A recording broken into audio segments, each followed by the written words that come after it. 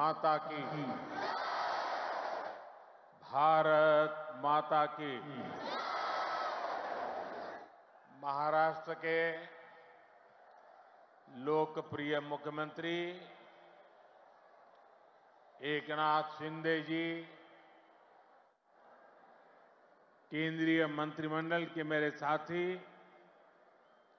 अनुराग ठाकुर, भारती पवार, निशित प्रामाणिक, महाराष्ट्र के deputy CM Devendra Fadnavis, Ajit Pawar ji, सरकार के अन्य मंत्रीगण, अन्य महानुभाव और मेरे युवा साथियों, आज का ये दिन भारत की युवा शक्ति का दिन है। ये दिन उस महापुरुष को समर्पित है जिसने गुलामी के कालखंड में भारत को नई ऊर्जा से भर दिया था। ये मेरा सौभाग्य है कि स्वामी विवेकानंद की जयंती पर मैं आप सब नौजवानों के बीच नासिक में हूं। मैं आप सभी को राष्ट्रीय युवा दिवस की शुभकामनाएं देता हूं। आज ही भारत की नारी शक्ति की प्रतीक राजमाता जिजाऊ मां साहब की भी जन्म जयंती है। राजमाता जिजाऊ माँसाहेब यांच्या जयंती दिनी त्यांना वंदन करण्यासाठी मला महाराष्ट्राच्या वीरभूमीत येण्याची संधी मिळाली, याचा मला अतिशय आनंद आहे। मी त्यांना कोटी कोटी वंदन करतो।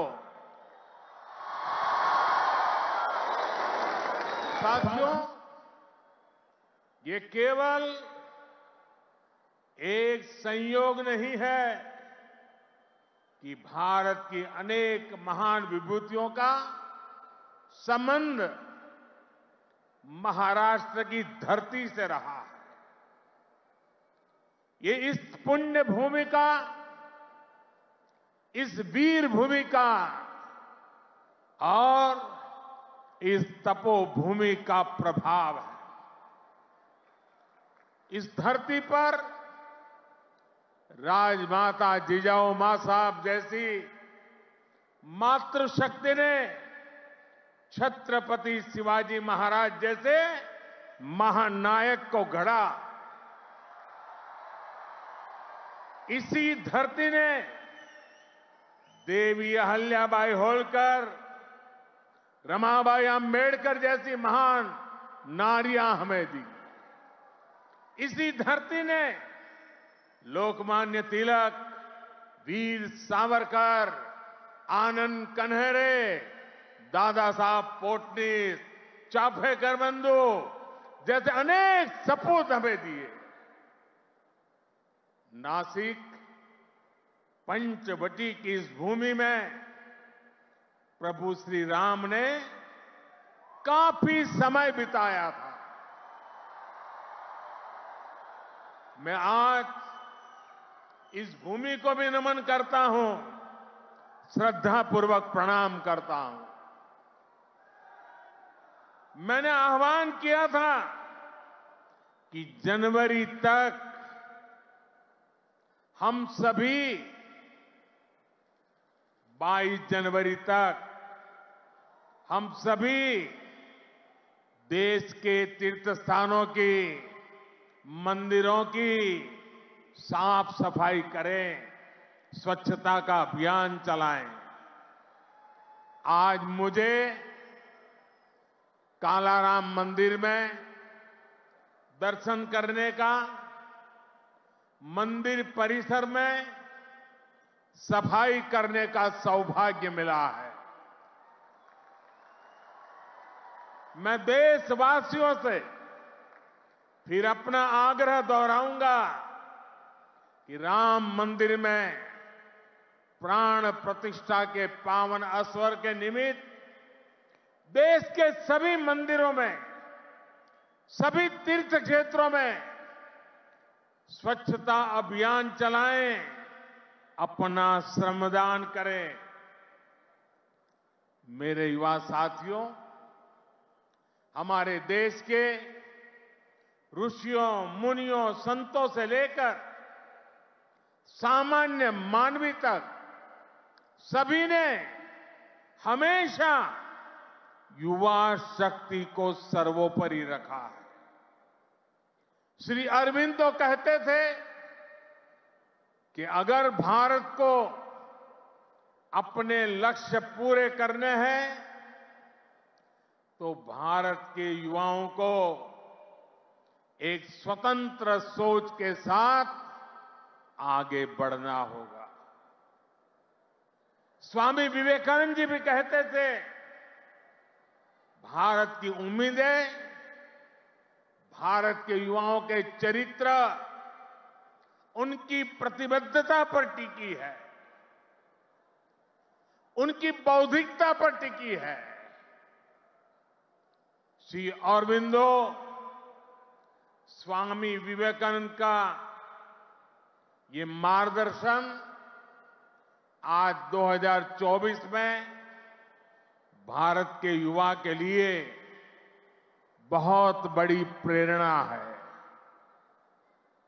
आज भारत दुनिया की टॉप 5 इकोनॉमी में आया है।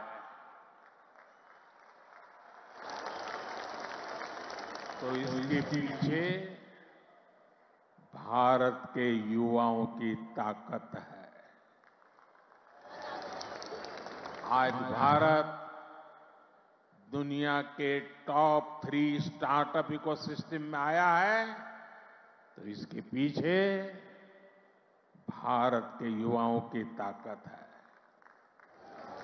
आज भारत एक से बढ़कर एक इनोवेशन कर रहा है।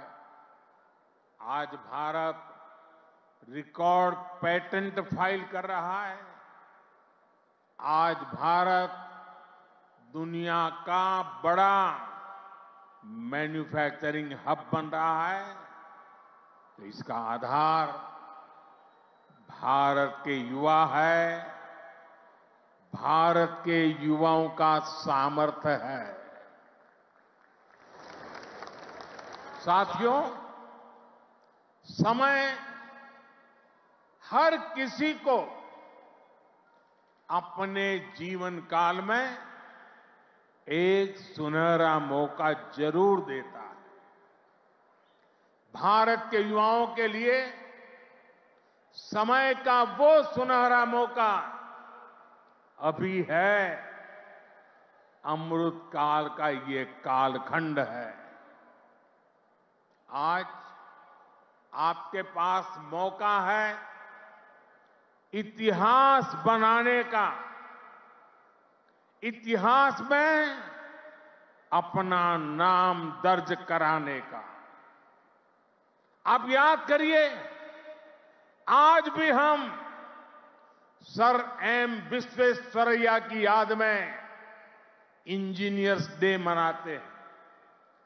उन्होंने 19वीं और 12वीं शताब्दी में अपना जो इंजीनियरिंग कौशल दिखाया, उसका आज भी मुकाबला मुश्किल है। आज भी हम मेजर ध्यानचंद को याद करते हैं। उन्होंने हॉकी की स्टिक से जो जादू दिखाया, वो आज तक लोग भूल नहीं पाए। आज भी हम भगत सिंह, चंद्रशेखर आजाद, बटुकेश्वर दत्त जैसे अनगिनत क्रांतिकारियों को याद करते हैं। उन्होंने अपने पराक्रम से अंग्रेजों को पस्त करके रख दिया था। आज हम महाराष्ट्र की वीर भूमि पर हैं। आज भी हम सभी महात्मा फुले, सावित्रीबाई फुले को इसलिए याद कर रहे हैं क्योंकि उन्होंने शिक्षा को सामाजिक सशक्तिकरण का एक माध्यम बनाया। आजादी के पहले के कालखंड में ऐसे सभी महान व्यक्तित्वों ने देश के लिए काम किया। वो जिए तो देश के लिए, वो जूझे तो देश के लिए, उन्होंने सपने संजोए तो देश के लिए, उन्होंने संकल्प किए तो देश के लिए, और उन्होंने देश को नई दिशा दिखाई। अब अमृत काल के इस कालखंड में आज वो दायित्व आप सभी मेरे युवा साथियों के कंधों पर है। अब आपको अमृत काल में भारत को एक नई ऊंचाई पर ले जाना। आप ऐसा काम करिए कि अगली शताब्दी में उस वक्त की पीढ़ी आपको याद करे, आपके पराक्रम को याद करे। आप अपने नाम को भारत और पूरी दुनिया में, दुनिया के इतिहास में स्वर्ण अक्षरों में लिख सकते हैं। इसलिए मैं आपको 21वीं सदी के भारत की सबसे सौभाग्यशाली पीढ़ी मानता हूं। मैं जानता हूं आप ये कर सकते हैं। भारत के युवा ये लक्ष्य हासिल कर सकते हैं। मेरा सबसे ज्यादा भरोसा आप सभी पर है, भारत के युवाओं पर है। मैं मेरा युवा भारत संगठन से जिस तेजी के साथ देश के कोने कोने में युवा जुड़ रहे हैं, उससे भी बहुत उत्साहित हूं। मेरा युवा भारत, माय भारत संगठन की स्थापना के बाद ये पहला युवा दिवस है। अभी इस संगठन को बने 75 दिन भी पूरे नहीं हुए हैं और 1 करोड़ 10 लाख के आसपास युवा इसमें अपना नाम रजिस्टर करा चुके हैं। मुझे विश्वास है आपका सामर्थ्य, आपका सेवा भाव देश को, समाज को नई ऊंचाई पर ले जाएगा। आपका प्रयास, आपका परिश्रम युवा भारत की शक्ति का पूरी दुनिया में परचम लहराएगा। मैं माय भारत संगठन में रजिस्टर कराने वाले सभी युवाओं का आज विशेष अभिनंदन करता हूं। और मैं देख रहा हूं माय भारत में रजिस्ट्रेशन में हमारे युवा और हमारी युवतियां दोनों के बीच में कंपटीशन चलती है, कौन ज्यादा रजिस्ट्री करवाए। कभी युवक आगे निकल जाते हैं, कभी युवतियां आगे निकल जाती हैं। बड़ी जोरों की स्पर्धा चल रही है। साथियों, हमारी सरकार को अब 10 साल हो रहे हैं। इन 10 वर्षों में हमने पूरा प्रयास किया है कि युवाओं को खुला आसमान दे, युवाओं के सामने आने वाली हर रुकावट को दूर करे। आज चाहे शिक्षा हो, रोजगार हो, एंटरप्रेन्योरशिप या इमर्जिंग सेक्टर्स हो, स्टार्टअप्स हो, स्किल्स या स्पोर्ट्स हो, देश के युवाओं को सपोर्ट करने के लिए हर क्षेत्र में एक आधुनिक डायनेमिक इकोसिस्टम तैयार हो रहा है। आपको 21वीं सदी की आधुनिक शिक्षा देने के लिए नई राष्ट्रीय शिक्षा नीति लागू की गई है। युवाओं के लिए अब देश में आधुनिक स्किलिंग इकोसिस्टम भी तैयार हो रहा है। हाथ के हुनर से कमाल करने वाले नौजवानों की मदद के लिए पीएम विश्वकर्मा योजना शुरू की गई है। पीएम कौशल विकास योजना की मदद से करोड़ों युवाओं को स्किल से जोड़ा गया है। देश में नए आईआईटी, नए एनआईटी लगातार खुलते जा रहे हैं। आज पूरी दुनिया भारत को एक स्किल्ड फोर्स के रूप में देख रही है। विदेश में हमारे युवा अपना कौशल दिखाया पाए, इसके लिए सरकार विदेश जाने वाले युवाओं को ट्रेनिंग भी दे रही है। France, Germany, UK, Australia, Italy, Austria जैसे अनेक देशों के साथ सरकार ने जो मोबिलिटी समझौते किए हैं, उसका बड़ा लाभ हमारे युवाओं को मिलेगा। साथियों, युवाओं के लिए नए अवसरों का आसमान खोला जाए। सरकार इसके लिए हर क्षेत्र में पूरी शक्ति से काम कर रही है। देश में ड्रोन सेक्टर के लिए नियम सरल बनाए गए हैं। सरकार आज एनिमेशन, विजुअल इफेक्ट्स, गेमिंग और कॉमिक सेक्टर्स को प्रमोट कर रही है। एटॉमिक सेक्टर, स्पेस और मैपिंग सेक्टर को भी खोला गया है। आज हर क्षेत्र में पिछली सरकारों से 2 गुनी, 3 गुनी रफ्तार से काम किया जा रहा है। ये जो बड़े बड़े हाईवे बन रहे हैं, वो किसके लिए है? आपके लिए, भारत के युवाओं के लिए। ये जो नई नई वंदे भारत ट्रेनें चल रही है, वो किसकी सहूलियत के लिए? आपके लिए, भारत के युवाओं के लिए। हमारे लोग विदेश जाते थे, वहां के पोर्ट, वहां के एयरपोर्ट देखकर सोचते थे कि भारत में ऐसा कब होगा। आज भारत के एयरपोर्ट्स दुनिया के बड़े से बड़े एयरपोर्ट का मुकाबला कर रहे हैं।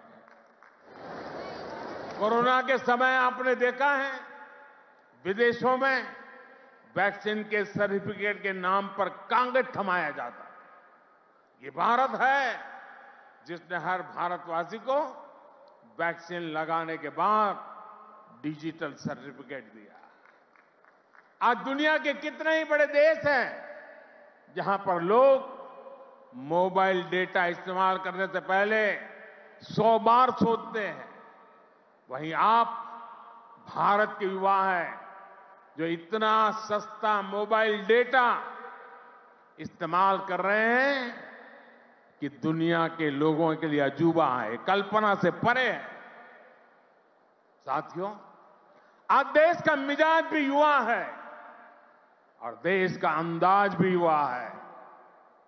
और जो युवा होता है वो पीछे नहीं छोड़ता, पीछे नहीं चलता, वो स्वयं लीड करता है। इसलिए आज टेक्नोलॉजी की फील्ड में भी भारत फ्रंट से लीड कर रहा है। चंद्रयान और आदित्य L1 उसकी सफलता हमारी आंखों के सामने है। Made in India INS Vikrant जब समंदर की लहरों से टकराता है तो हम सभी का सीना चौड़ा हो जाता है। जब लाल किले से मेड इन इंडिया तोप गरजती है तो देश में एक नई चेतना जग जाती है। जब भारत में बना फाइटर प्लेन तेजस आसमान की ऊंचाई नापता है तो हम गर्व से भर जाते हैं।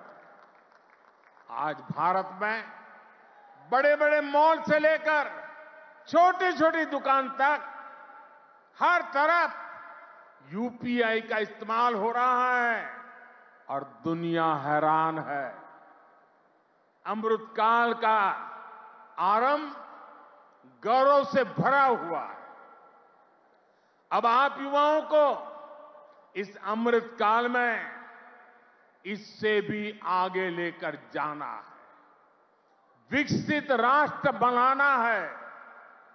साथियों, आपके लिए ये समय सपनों को विस्तार देने का समय है। अब हमें केवल समस्याओं के समाधान नहीं खोजने हैं, हमें केवल चुनौतियों पर विजय नहीं पानी है, हमें खुद अपने लिए नए चैलेंजेस तय करने होंगे। हमने 5 ट्रिलियन इकोनॉमी का लक्ष्य सामने रखा है। हमें दुनिया की तीसरी सबसे बड़ी अर्थव्यवस्था बनना है। हमें आत्मनिर्भर भारत अभियान के सपने को सिद्धि देनी है। हमें सर्विसेज और IT सेक्टर की तरह भारत को विश्व का मैन्युफैक्चरिंग हब भी बनाना है। इन आकांक्षाओं के साथ साथ भविष्य के प्रति हमारी जिम्मेदारियां भी है। जलवायु परिवर्तन की चुनौती हो, प्राकृतिक खेती को बढ़ावा देना हो, हमें लक्ष्य बनाकर तय समय में इन्हें प्राप्त करना है। साथियों, अमृतकाल की आज की युवा पीढ़ी पर मेरे विश्वास की एक और वजह है और वो खास वजह है।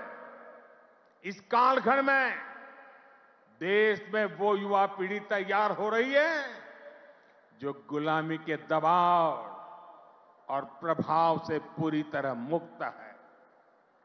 इस पीढ़ी का युवा खुलकर कह रहा है, विकास भी और विरासत भी। ये लोग आयुर्वेद तो हमारे देश में योग हो या आयुर्वेद हो, हमेशा भारत के लिए एक पहचान के रूप में रहा है। लेकिन आजादी के बाद इन्हें ऐसे ही भुला दिया गया। आज दुनिया इन्हें स्वीकार कर रही है। आज भारत का युवा योग आयुर्वेद का ब्रांड एम्बेसडर बन रहा है। साथियों, आप अपने दादा दादी, अपने नाना नानी से पूछिएगा, वो आपको बताएंगे कि उनके दौर में रसोई में बाजरे की रोटी, कोदो, कुटकी, रागी, ज्वार यही तो हुआ करता था। लेकिन गुलामी की मानसिकता में इस अन्न को गरीबी के साथ जोड़ दिया गया, इन्हें रसोई से बाहर कर दिया गया। आज यही अन्न मिलेट्स के रूप में, सुपर फूड के रूप में वापस रसोई में पहुंच रहे हैं। सरकार ने इन मिलेट्स को, मोटे अनाज को श्री अन्न की नई पहचान दी है। अब आपको इन श्री अन्न का ब्रांड एम्बेसडर बनना है। श्री अन्न से आपकी सेहत भी सुधरेगी और देश के छोटे किसानों का भी भला होगा। साथियों, आखिर में मैं एक बात राजनीति के माध्यम से देश की सेवा की भी करूंगा। मैं जब भी ग्लोबल लीडर्स या इनोवेटर से मिलता हूं तो उनमें मुझे एक अद्भुत आशा दिखती है। इस आशा की, इस आकांक्षा की एक वजह है डेमोक्रेसी, लोकतंत्र। भारत मदर ऑफ डेमोक्रेसी है, लोकतंत्र की जननी है। लोकतंत्र में युवाओं की भागीदारी जितनी अधिक होगी, राष्ट्र का भविष्य उतना ही बेहतर होगा। इस भागीदारी के कई तरीके हैं। अगर आप सक्रिय राजनीति में आते हैं तो आप परिवारवाद की राजनीति के प्रभाव को उतना ही कम करेंगे। आप जानते हैं कि परिवारवाद की राजनीति ने देश का कितना नुकसान किया है। लोकतंत्र में भागीदारी का एक और महत्वपूर्ण तरीका है कि आप अपनी राय वोट के जरिए जाहिर करें। आप में से बहुत से लोग ऐसे होंगे जो इस बार जीवन में पहली बार वोट डालेंगे। फर्स्ट टाइम वोटर्स हमारे लोकतंत्र में नई ऊर्जा और शक्ति ला सकते हैं। इसलिए वोट करने के लिए आपका नाम लिस्ट में आए, इसके लिए जल्दी से जल्दी सारी प्रक्रिया पूरी कर लीजिए। आपके पॉलिटिकल व्यूज से ज्यादा जरूरी है कि आप देश के भविष्य के लिए अपना वोट डालते हैं, अपनी भागीदारी कराते हैं। साथियों, अगले 25 वर्षों का ये अमृतकाल आपके लिए कर्तव्य काल भी है। जब आप अपने कर्तव्यों को सर्वोपरि रखेंगे तो समाज भी आगे बढ़ेगा, देश भी आगे बढ़ेगा। इसलिए आपको कुछ सूत्र याद रखने होंगे। जितना हो सके आप लोकल को, स्थानीय प्रोडक्ट को प्रमोट करिए। मेड इन इंडिया प्रोडक्ट का ही इस्तेमाल करिए। किसी भी तरह की ड्रग्स और नशे की लत से बिल्कुल दूर रहिए। इन्हें अपने जीवन से दूर रखिए। और माताओं, बहनों, बेटियों के नाम अपशब्दों का, गालियों का इस्तेमाल करने का जो चलन है, उसके खिलाफ आवाज उठाइए, इसे बंद करवाइए। मैंने लाल किले से भी इसका आग्रह किया था, आज फिर से दोहरा रहा। साथियों, मुझे विश्वास है आप सब, हमारे देश का एक एक युवा अपने हर दायित्व को पूरी निष्ठा और सामर्थ्य से पूरा करेगा। सशक्त, समर्थ और सक्षम भारत के स्वप्न की सिद्धि का जो दीप हमने जलाया है, वो इसी अमृतकाल में अमर ज्योति बनकर विश्व को प्रदीप्त करेगा। इसी संकल्प के साथ आप सभी का बहुत बहुत धन्यवाद। भारत माता की दोनों मुट्ठी बंद करके पूरी ताकत से आप जिस राज्य से आए हैं वहां तक आपकी आवाज पहुंचनी चाहिए। भारत माता की, भारत माता की, भारत माता की, भारत माता की। वंदे वंदे वंदे वंदे वंदे वंदे वंदे वंदे वंदे। धन्यवाद। बहुत बहुत धन्यवाद माननीय प्रधानमंत्री जी, आपका एक एक शब्द